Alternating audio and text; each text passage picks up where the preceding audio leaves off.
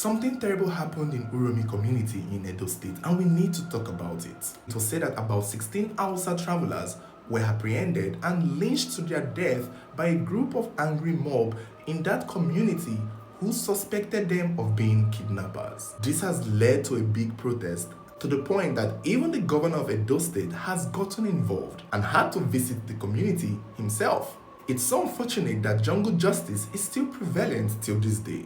But what really happened? So, on the 27th of March, believably so, it was said that a dangote truck traveling past the community was stopped by a group of vigilante men who ordered an inspection of what is being carried.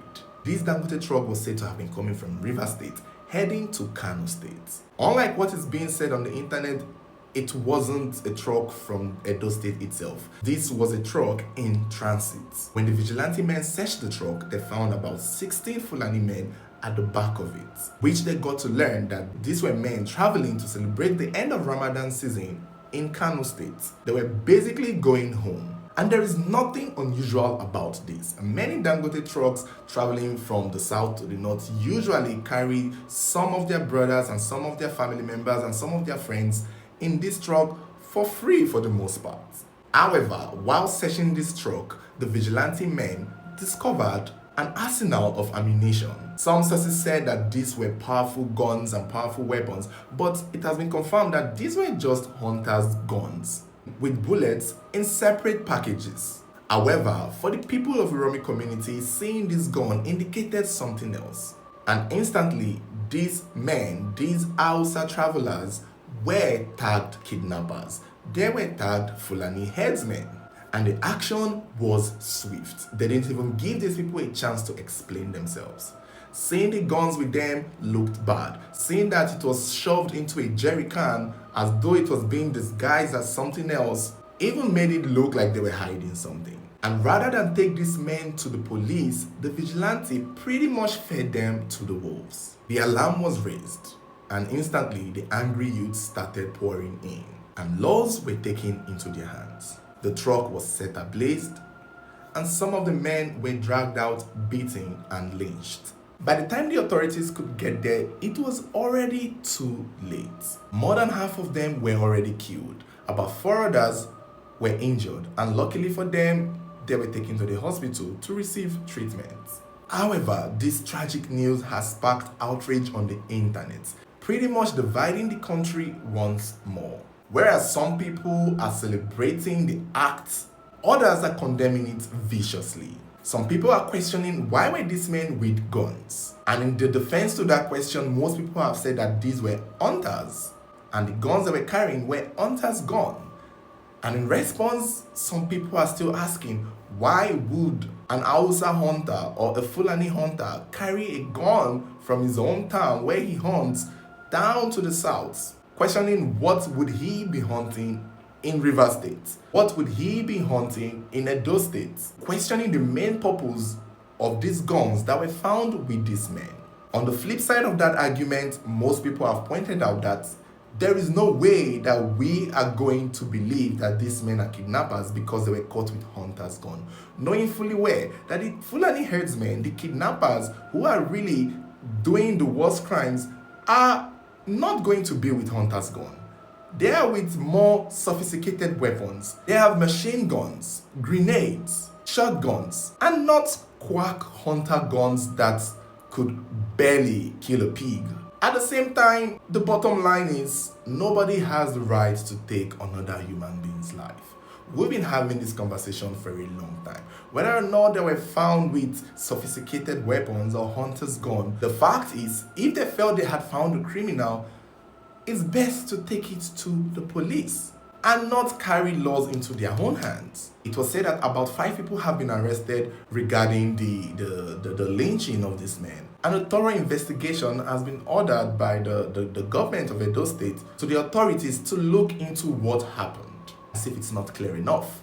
It's such a travesty, and the internet again is already inciting more violence, as people are calling for revenge, and others are already citing that, wait, why are the Northerners angry about this when they did the same to Deborah as far back as many years ago?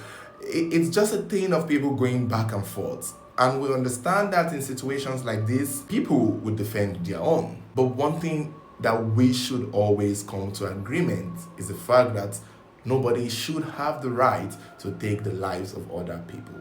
Because, truth be told, anyone could be a victim. Even the weapons in that traveling truck could have belonged to one person. If I'm traveling in a bus or in a free lorry, I don't know everybody there. I feel like we all assume that these Fulani people or these Hausa men all know each other to their homes. This could easily be a group of strangers who don't know each other. This could easily be a group of people who only just met there for the first time. They most likely picked 4 people from Rivers State and on their way picked 3 from Bayelsa State and on their way picked 4 from Delta State who are just meeting there for the first time. Now, to set all of them ablaze because you saw a gun inside a jerry can, come on. It's like a police officer arresting everybody in God is Good Boss or in a plane because one person was holding a bomb or because one person was carrying an exhibit. It doesn't make sense to me, in my opinion. Pretty much, okay, you wanted to do the evil that you want to do. Identify the owner of that jerry can of weapons you saw or the bucket of weapons that you saw. I can assure you that all 16 of them may not have been aware that somebody was with that weapon. I'm sure for some of them who were killed, that was the first time they were even seeing the guns. To put all of them together and assume that they were all Fulani headsmen, that they were all kidnappers, I think that is wrong. I think that is where we got it wrong. Because, like I said, anybody could fall victim to that. You could be stranded on your way somewhere and then a truck would assist to pick you and take you where you're going to, and then the police stops the truck and one person there has a gun and they assume all of you are criminals, and that is how you go to jail, or that is how you get lynched and burned in a community far away from home with nobody to rescue you. It's horrible. It's scary. It's frightening. That is just my take. So whether or not it's a hunter's gun or what are they doing with a gun in another person's community, what are they hunting, why would you carry gun from your place to another place? Truth be told, it looks odd. I'm not gonna lie. Seeing somebody with guns, whether it's hunter's gun or shotgun or stun gun, it's scary. Given the atmosphere today, given the fact that people are getting kidnapped on a daily. Look, the Fulani headsmen thing is a real thing. The Fulani people holding guns and kidnapping people is a real thing. People are getting kidnapped, killed on a daily basis by these people we call Fulani headsmen and kidnappers. So the fear of the Uromi community is pretty much valid, but the action is extreme in my opinion. And honestly, it should be extreme in everyone's opinion. Because when you analyze the situation, again, that weapon, that arsenal of weapon could have been brought in there by one person. And now you kill nearly 16 people for it. Come on. Now that is extreme. That is really extreme. They did not need to be lynched to their death for something that they most likely did not know about.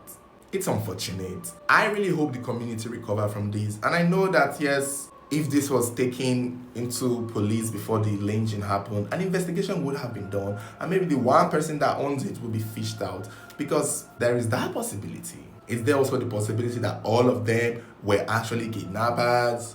Well, to be honest with you, if they were actually Fulani kidnappers or herdsmen, I don't know if they will be taking the dangote truck to travel.